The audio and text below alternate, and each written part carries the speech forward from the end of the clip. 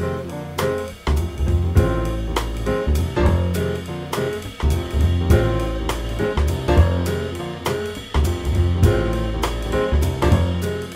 Miller, welcome to the Eagles Talent Trending Now program. So glad you could join us today. Thank you so much for having me.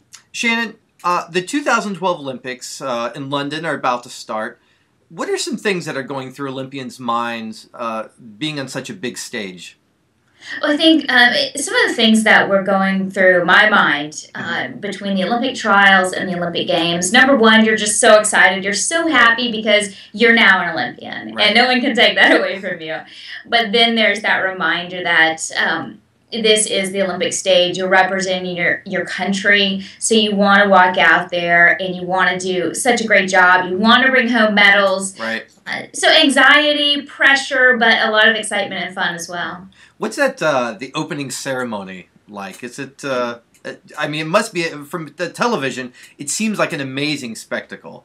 Well, unfortunately, that's kind of all we've ever seen as well. Gymnastics, along with swimming, we compete the very next morning, so we don't actually get to walk at the Olympic ceremonies, the opening ceremonies. But I'm excited because this year I'm going to be in London as an analyst for Yahoo Sports, and I'll actually get to see the Olympic opening ceremonies. So your first one, or?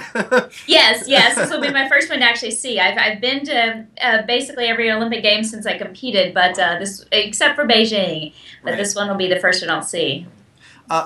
To be an Olympic gymnast, what kind of training does that entail, and how early did you start? And For gymnasts, we certainly start training pretty early. Not necessarily for the Olympics, but you know, when you're 4 or 5 years old and you're jumping off the furniture, your parents tend to push you to something, get that extra energy out. And I wanted to do gymnastics not because I had ever seen the Olympics, not because I knew anything about it, simply because my older sister wanted to do it. And that's all I wanted, was to be just like my big sis. So I kind of followed her into the sport at the age of 5, and you know, it starts 1 hour a week, and then it moves on from there. And as it progresses, eventually you're training for the Olympic Games, and it's 6 or 7 hours a day, 6 days a week. Wow. What's one of your most memorable moments being in the Olympics? You know, the Olympics were amazing. You know, certainly winning a gold medal with my team in 1996 at the Atlanta Olympic Games. Finishing off my career with a gold on the balance beam was really nice. But when people ask me about one of my most memorable moments, I often think of one that's not necessarily an Olympic moment, but it's what got me to the Olympics. And that was around the age of 11 or 12, I competed in an international competition over in Italy. And this was the first competition that I ended the night, and my name was atop the leaderboard. I had won this competition, my first international win. I had never won anything nationally either. And I got to walk out on the floor, walk up to that first place podium, red, white, and blue, USA across my back, gold medal around my neck, seeing the American flag being raised and hearing the sounds of my national anthem. And it was really at that moment that I thought, I just want to do this forever, and I want to do it on the biggest stage possible. Right. And of course, that's the Olympic Games. Wow. Well, you went from Olympic athlete to advocate for health and wellness of women and children. Could you talk a little about that? Well, I think the transition when you retire from Olympic competition can be a little bit of an adjustment. I went back to school, finished my undergrad, went on to law school at Boston College, and really had a bit of time to kind of search out what my next passion was. And for me, just as a woman, I think health and wellness spoke to me because of certain things that I had faced in my own life or people around me had faced. So I moved into that area and launched my company, Shannon Miller Lifestyle, and we're just dedicated to helping women make their health a priority. And then my foundation, my 501c3, is focused on childhood obesity, so helping kids make fitness fun and be active and learn about nutrition and do all the right things. It's interesting to hear you talk about retirement from the Olympics at such a young age, but yes. So tell me about this amazing thing I read. It was the Health and Wellness Channel's wish list show. Yeah, so I'm really excited.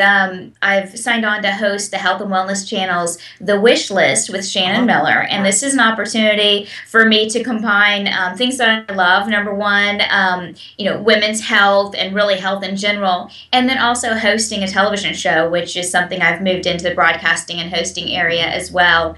I get to travel the country and grant wishes to those that are facing a life-threatening medical condition, and it's an opportunity to educate the public about certain health Mhm. issues, create some awareness, and also highlight some amazing people that are doing great things even through this adversity.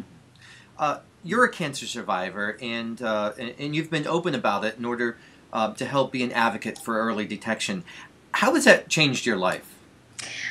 Um, it's changed it in many ways. Hmm. I think number one, just a great reminder of Hmm. priorities. When your goal in life goes from an Olympic gold medal to living, Hmm. that's kind of a big jump. Right. And for me, having a 15-month-old at the time that I was diagnosed and going through chemotherapy and losing my hair and going through kind of all of those struggles, it just reminded me how much I love life, and I've Hmm. been so blessed to do the things that I've done, but there's also so much ahead. And for me, the importance of going public was a reminder to others out there that there is no face of cancer. Hmm. You really can't, because cancer doesn't discriminate. It doesn't care Anybody. how many gold medals you Right. have. Right. It just can strike, and we can do some things to help prevent certain types of cancer. But the best thing is also just early detection. So just reminding women to not take those exams for granted, those screenings for granted. Go in. We're all so busy. We all put our health to last because we're taking care of kids, we're running a business, we're running the house, we're Right. doing all these things. Take time for your own health. So that's what I really want to share with women. So you're heading to the Olympics in London. When do you leave for London here? Next week. Next Next week. week. Okay. And what are you most excited about in the upcoming Olympics? Oh goodness, I'm excited about the U.S. team for sure. Of course, my focus is primarily on gymnastics, the commentary and analysis.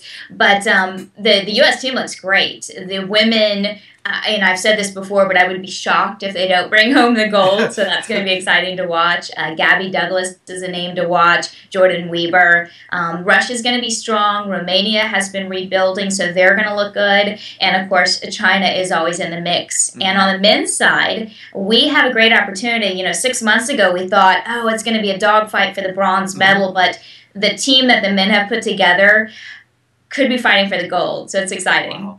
Well, Shannon, you are an amazing and inspiring athlete in person, and I just want to thank you so much for taking the time to talk with us today. Absolutely. Thank you.